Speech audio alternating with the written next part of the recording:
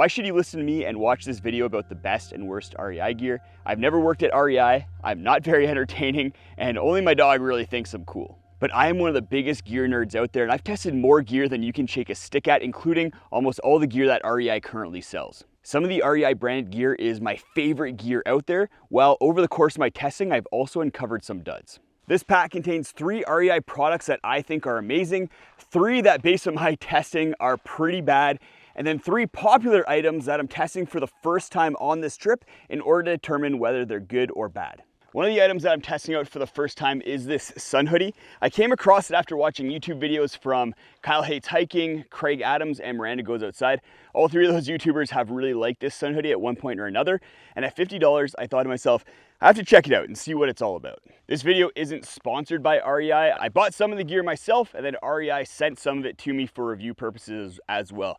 If you think that getting some of this gear for free somehow compromises the video or is gonna make me biased as I look at the gear, then I challenge you to watch the whole video and comment what gear you think I got for free and what gear you think I paid for myself based on how I'm reviewing it and what my thoughts are on whether it's good or bad. The reason why I think REI products are pretty neat and why I wanted to make this video is because while other big brands like Osprey and Big Agnes have kind of stagnated when it comes to innovation, REI is still trying new things, releasing new products, and while that does result in some duds, it also has resulted in some really cool products.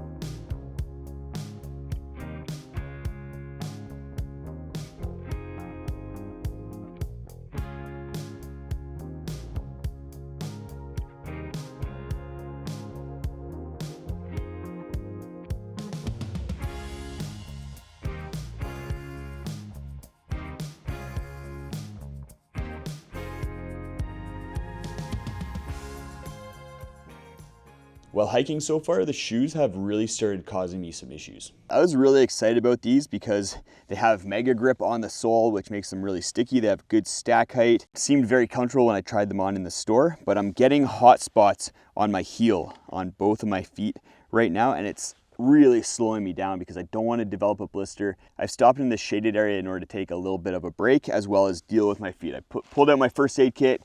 I'm going to use some Leuko tape as well as my little scissors here in order to add some patches onto my heels and then hopefully alleviate the hot spots. I really want to deal with this right now because soon I'm going to have a decision point where I can continue on my planned route, which involved doing a big loop with a bigger day today and then a really short day tomorrow.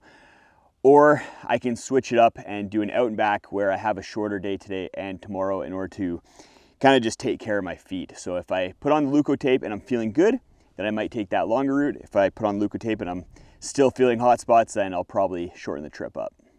I'm just getting to the decision point that I mentioned earlier. If I head that way, then that's the original longer route.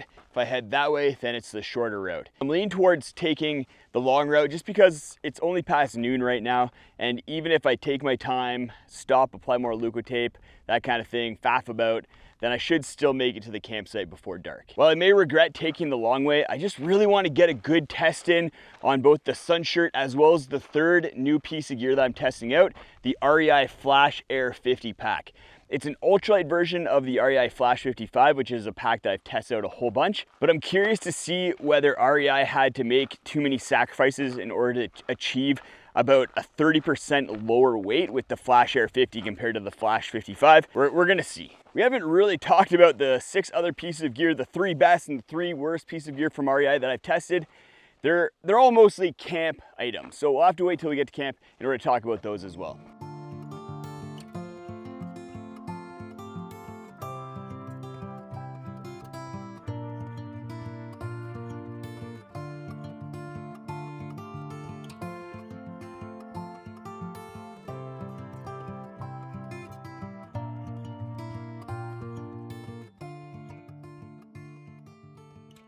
Things are getting a little bit interesting here. I'm leaving the zone with all those water tanks and good accessible water. So I filled up that little stream that was probably the last water for a bit here and filled up both my water bottles as well as 3 liters of water because at this point, I'm just gonna be hiking until I hit some sort of campsite.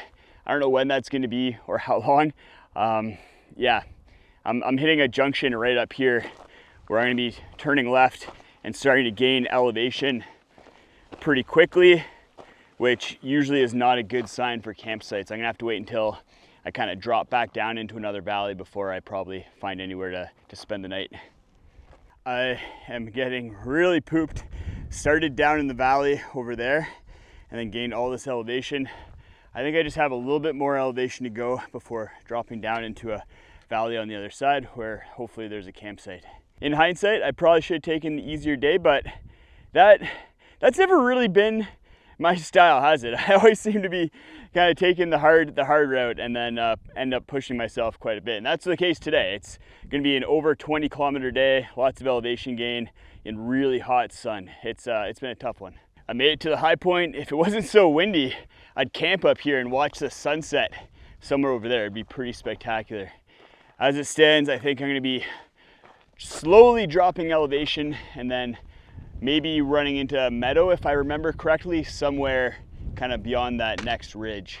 Maybe with some good views of the Needle, we'll see. I'm gonna put the camera away and just push it until I find a campsite because it's getting pretty late in the day and I still wanna share with you guys the best and worst gear from REI outside of the 3 that I'm testing on this trip. I think this is where I'm gonna set up camp. Well, I know this is where I'm gonna set up camp because I'm not hiking another mile. We ended up at just under 20 miles on the day, which was way more than I bargained for, and it really kicked my butt. And the sun is starting to set, so let's just dive right into it because I have a lot of gear I want to talk about right now. Starting with the shoes, these shoes really disappointed me. I didn't really expect much, but I expected them to do better than they did. Not only did I have hot spots in the heel that I'm pretty sure have caused blisters, but the upper material is really stretchy. So as I was going downhill, my foot would slide right to the front and just really bang up my big toe. I don't have wide feet, but this shoe was feeling very narrow on my foot. My pinky toe is just getting crammed right against the side, and I'm pretty sure I'm gonna lose a pinky toenail as well as a big toenail because of this. The only thing this shoe has going for it is the Vibram Mega Grip sole. Super sticky sole, I love it, but the shoe just doesn't work for me, and because of that, it's gonna end up in the bad REI gear pile. As for the other new gear that I'm testing on this trip, let's give the shirt a smell, see how it's doing. Pretty okay. It smells worse than I would like after one day of hiking, but I did put a lot of hiking in it, so I'm gonna have to wait till tomorrow to see what I think about the smell and the sun protection aspect. I also want tomorrow to do a little bit more testing with the pack before I share my thoughts on it. There's some things that I like about it, some things that I'm not quite sure of, and I may need to tweak in order to make it work for me. But it does lead us into the first awesome piece of gear from REI that I've been a big fan of for years. It's the big brother of this pack. It's the Flash 55 pack. And it's really the pack that I go to when I want something that's gonna be very comfortable and able to carry a lot of weight. I've had over 45 pounds in that pack and it carried it phenomenally. The reason it's able to carry so much weight well is because of the stiff foam that it uses throughout the torso and then the hip belt. And then it has an adjustable torso on the newer version. So that allows you to really dial in the fit so that you're able to transfer weight to your hips and carry that weight effectively. The other thing that I really like about the Flash 55 are the water bottle pockets. It has separate water bottle pockets from the side pockets, and it makes it really easy to reach back, grab water, take a sip, and put that water back, even if you have bad shoulders and short arms like I do. All the other gear is related to camp life, so I'm gonna get camp set up and then we'll share with you the other items that are good and bad from REI. It's probably only fair that we alternate good gear, bad gear, so let's go over one of REI's gear duds. It's this tent, it's the Flash Air 2-person tent. There's 4 main reasons why I don't like this tent. The first one is the material that it's made of. It's made of a sil nylon, and I just really don't like nylon for tents these days. Whenever I have tents made of nylon out in rain or condensation, the nylon stretches and sags and it just creates a bad experience. And while that sag and stretch is annoying with a freestanding tent, it's even more of an issue with a trekking pole tent like this one. The second thing also has to do with how this tent handles weather conditions.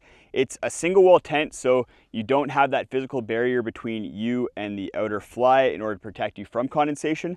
But the issue I have with it isn't with touching the condensation, it's the fact that I'm pretty sure condensation, when it builds up enough inside this tent, is gonna run down the tent and then into the corners and pool inside the tent with you, getting your stuff wet. This is a documented issue with the first version of this tent that REI put out, but based on my analysis of how this new version is constructed, I think it could still be a problem. The third thing is how hard this tent is to set up. I'm usually really good at setting up trekking pole tents, but with the Flash Air, I just have troubles. I don't know whether it's the struts at either end causing me problems, or the fact that like it just doesn't seem to ever line up perfectly, but I find I'm having to make a little bit more adjustments and kind of fine tuning than I do with other trekking pole tents that I use. My fourth issue isn't necessarily with this tent, but how it stacks up with the competition. It really falls flat when you look at it compared to other tents like the Durston X-Mid, which is lighter, cheaper, more spacious, and easier to set up.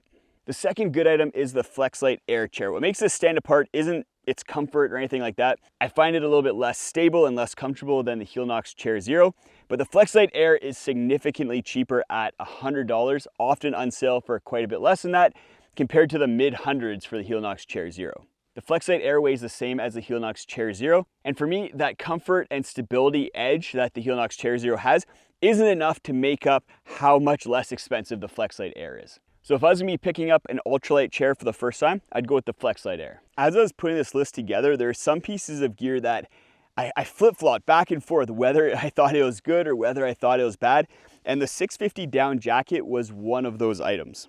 This jacket is a pretty good deal. It costs only $120, often going on sale. It's pretty lightweight, pretty warm, but the issue that I have with it is that the competition is just better at this point. The Decathlon Trek 100, the Uniqlo down jacket, both of those jackets are cheaper, lighter weight, and warmer. REI is continually releasing new versions of this jacket, so maybe the next one will be cheaper, lighter weight, and warmer, and really stand up to the competition. But in its current iteration, and probably the next one as well, I'm guessing, it's just not up to the task, and because of that, it's getting put in the bad category. If you follow the channel, then it's not going to be a surprise to you that the REI Helix is in the good category. What makes this pad stand out is the comfort. This is the most comfortable sleeping pad that I've ever tested, and at this point in time is the king of comfort when it comes to sleeping pads. The reason for that is twofold. First of all, it lives up to its 4.8 R value. It's a very warm sleeping pad. I've tested it out in all sorts of conditions. The second thing is that it's very good at relieving pressure points. If you're a side sleeper, you're not gonna have your arm go numb or fall asleep, and you're not gonna be feeling a lot of pressure on your hip. And that's due to this baffling system where you have these little air springs that compress as you lay on it, and then really just, like I said, do a good job relieving pressure. The Helix is still far from being the best pad out there. I'm not super stoked on the valve. It's also a little bit heavy, but if you're looking for a comfortable pad, then definitely check out the Helix. The third item in the bad category is the Magma 30 quilt. I was really sad to put this quilt in here because I'm happy that REI is trying to make more ultralight gear with quilts, with trekking pole tents. It's awesome. They just have a ways to go before they make some products that I think are really gonna click. The Magma quilt does a lot right. It has pad straps, it has a snap at the neck as well as a draft tube around the neck in order to lock in heat, but the problem with it is that it doesn't sleep as warm as it's advertised. I've had it down to 40 degrees Fahrenheit. It was starting to feel a little bit of chill at that temperature, which is disappointing. The pad strap system is also really annoying. Speaking of annoying things, it's these toggles and loops, and you basically have to loosen off the pad strap anytime you want to take the toggle out of the loop, which in the middle of the night when you have to pee is a bit of a pain. I'd also love to see REI drop the price of the Magma 30 quilt. That's something that I think REI has a lot of potential with. They can take ultralight gear like quilts and trekking pole tents and make them more accessible. A lot of people out there want to be able to go into a store, touch a product, try it out, and with REI's return policy, you can take it back if it doesn't work for you. And I think that's awesome. It's a really good way for people to get into ultralight gear. REI just needs to dial things in a little bit. That was a bit of a scramble getting everything talked about before the sun fully sets. Tomorrow, we'll really go over the pack as well as this sun hoodie, and I'll let you know what I think. Right now, I'm gonna do some stretching, eat dinner, and then go to bed and get a really good night's sleep on that REI Helix. Good morning. I got up bright and early this morning with the sunrise. Got my tent all packed up, ate breakfast, and hit the trail so I can put in a few more miles before sharing my final thoughts with you guys on this sun hoodie and this pack. It's been a few miles of hiking and this seems like a good spot to talk about the pack. I'm a little bit on the fence about the Flash Air 50. It has some of the features of the Flash 55 that I really like. For instance, the side water bottle pockets here, which are really easy to access, but everything is just tweaked a little bit to be not quite as good. For instance, these side water bottle pockets are not stretchy, so I don't think you could fit bigger water bottles as easily in there, something like a Nalgene, and maybe that was on purpose. This is meant to be more of an ultralight pack at 850 grams, which is good job REI, that's very lightweight for a mainstream pack. But something that they didn't need to make smaller was the front pocket. This thing is teeny tiny. You can barely fit anything in here, which is very disappointing. I like a big front pocket. I don't always use it, but when I do, I find that it's really useful. Something that I did not miss with the Flash Air was the fact that there's no brain. I like a brain on a pack. It's nice to put your wallet, passport, things that you want to keep safe and maybe not get access to very often, but I was able to just put that inside the pack in a stuff sack and it's no problem. The big benefit of the Flash 55, I think, is its carrying capacity, partly due to having adjustable torso which the Flash Air does not have, but also due to the stiffness of the foam and how well it kind of contours to your body and transfers weight to your hips. I'm not 100% sure if this is just in my mind or if it's actually true, but it feels like the foam on the Flash Air isn't quite as stiff as the Flash 55. Now that I'm feeling it right now, maybe it is. It's really hard to tell. I have to do a side-by-side comparison, but that would make a big difference in carrying capacity as well as that adjustable torso. For some reason on this trip, I was probably carrying max 40 pounds when I had full water. And I was feeling just not quite as comfortable as the Flash 55. Maybe that's because this pack needs to contour to my body a little bit more. Maybe it's the fact that the foam isn't as stiff, which on second thought, I'm thinking isn't the case.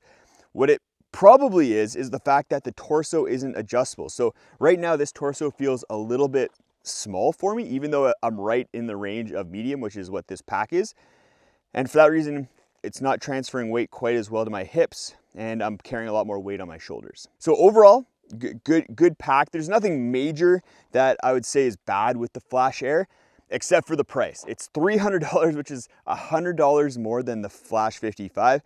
And that's just really too bad. I don't think it justifies that price bump because it's not really made with some innovative materials. If anything, they cut features from this pack compared to the Flash 55. So I think it should cost the same. And you get this if you want something a little bit more lightweight, and then you get the Flash 55 if you want more volume and something that can carry weight a little bit better.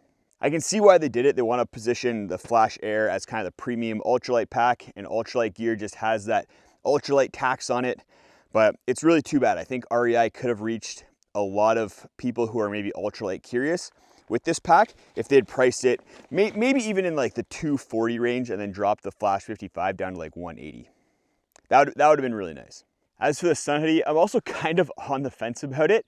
It feels great. It's very breathable, lightweight. It's cool. It was very hot yesterday and I never felt like I was really overheating in this, which I was kind of surprised about because I find polyester to be a little bit warm sometimes, but because of how lightweight it is, I never felt that. It's also a great fit. This is a size medium. I'm 180 pounds, 5'10", and I think it fits really nicely, kind of like a little athletic fit. The polyester is a little bit clingy, I guess. I think I like nylon because if I'm feeling a little bit bloated, this belly just doesn't show quite as much, but that's more of a vanity thing, I think, than a comment on the shirt. The two issues that I have with it are, first of all, the hood. I find the hood is just a little bit small. I wouldn't mind if it was bigger in order to provide a little bit more protection on the side of my face. I found that I was constantly trying to like fidget with it and just pull it a little bit more forward. The Outdoor Research Astroman that I have just has a bigger hood and I really like that. The other factor is the thing that I was worried about, and that's smell.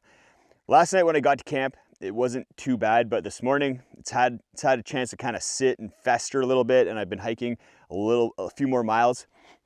And it doesn't, once you get into the armpit, it just doesn't smell good. And I get wafts of myself every once in a while, which is unfortunate. I kind of expected it because polyester is a very stinky fabric, but I was hoping I'd at least get like 2-3 days out of it before it started to stink.